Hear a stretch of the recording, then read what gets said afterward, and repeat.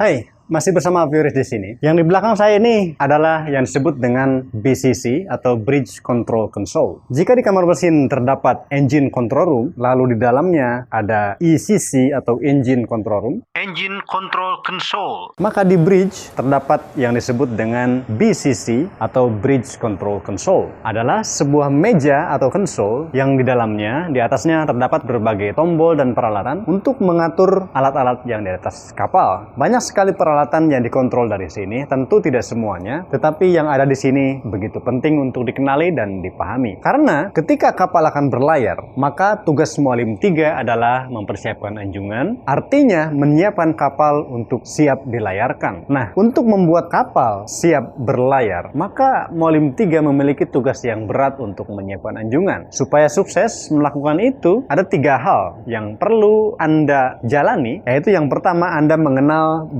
bagian dari BCC ini, Bridge Control Console. Bagian-bagian yang lain mungkin di waktu yang lainnya. Kali ini kita fokus ke Bridge Control Console. Baik, yang pertama, harus memahami bagian-bagian dari Bridge Control Console itu. Alat apa saja yang ada di dalamnya. Yang kedua, Anda perlu memahami prinsip kerja dari alat-alat yang ada di sini. Yang ketiga, mengetahui bagaimana cara mengoperasikannya dan prosedur pengoperasiannya. Baiklah, kita akan melihat satu persatu peralatan yang ada di Bridge Control Console ini. Kita mulai dari sini. Di sini kita memiliki control panel untuk navigation light, lampu navigasi. Kemudian di sini ada air horn untuk auto focus signal dan juga manual signal untuk suling ya, dan juga maneuvering light. Di sini ada fire alarm, general alarm, ya abandon ship signal. Ada juga emergency fire pump untuk menghidupkan dan mematikannya. Sini ada steering gear motor, indikator, dan juga tombol untuk menghidupkan dan mematikannya. Lalu di sini ada GS pump.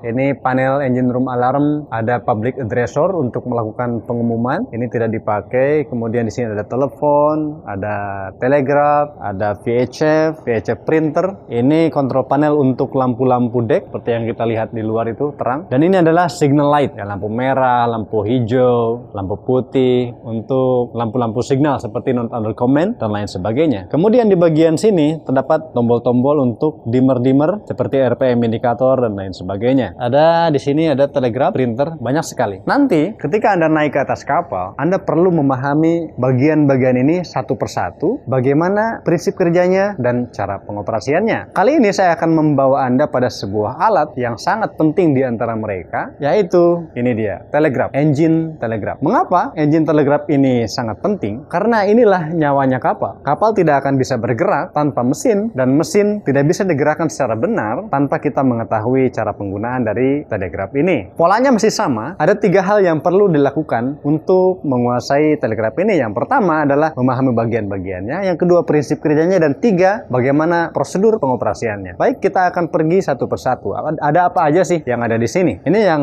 hitam ini, ya. Ini bagian daripada telegraph. Di sini yang pertama kita ada indikator untuk start air pressure, yaitu tekanan udara tekan yang digunakan untuk menghidupkan mesin. Lalu di sini ada RPM indikator, berapa RPM mesin, putaran mesin itu berapa. Yang hijau ini adalah putaran maju, yang merah adalah putaran mundur. Lalu di sini ada instrumen dimmer, artinya mengatur kecerahan ketika malam hari. Lalu di sini kita ada ini alarm ya. Ya, ini adalah untuk panel alarm indikator. Ini nyala, jika nyala starting air error, artinya mungkin udara tekannya kurang tinggi. Power fail, artinya tidak ada power. Start block, artinya di kamar mesin di setting sehingga kita tidak bisa startnya di block. Ini DMS error, dan juga ada repeat start. Ada lamp test ini untuk mengetes lampu, kita lihat ya.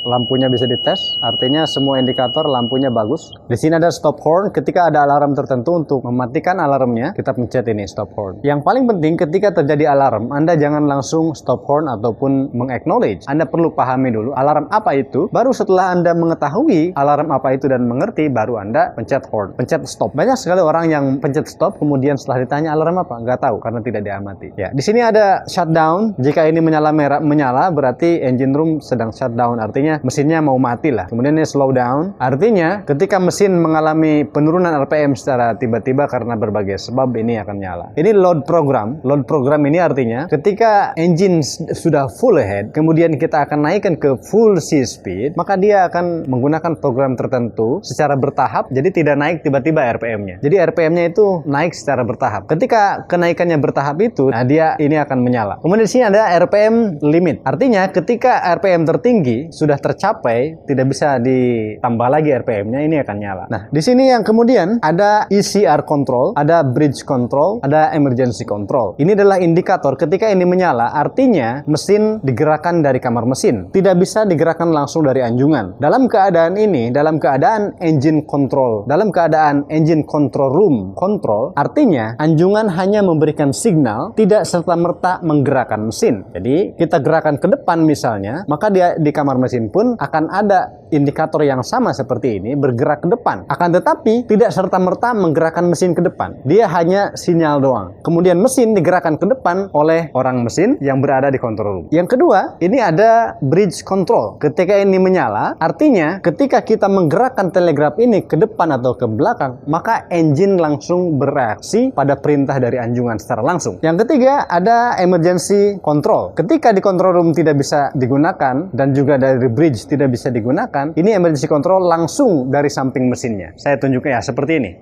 Langsung dari sini. Berikutnya ada finish with engine. Ini indikator ketika mesin itu setelah selesai digunakan, tidak ada kegiatan mesin lagi. Ini standby engine ketika mesin siap digunakan, dan ini adalah C condition. Ini digunakan ketika kapal sudah menggunakan RPM full C speed. Nah, bagian yang terpenting adalah telegraf itu sendiri. Ini dia. Telegraf terdiri dari handle, kemudian ada indikator yang sebelah kanan. Ya, indikator yang ini adalah langsung berhubungan dengan handle ini, dan ini adalah indikator repeater. Ini menunjukkan posisi yang ada di kamar mesin. Nanti di kamar mesin ada, nah di kamar mesin juga ada seperti ini. Jika digerakkan di kamar mesin, digerakkan handle ini, maka di anjungan yang ini akan bergerak. Telegraf memiliki beberapa posisi, yaitu di sini ada stop, kemudian dead slow head, half head, full head, dan navigation full. Artinya full RPM ketika kapal telah. Ke belakang pun demikian. Ada dead slow, ada slow head, Astern, bukan ahead.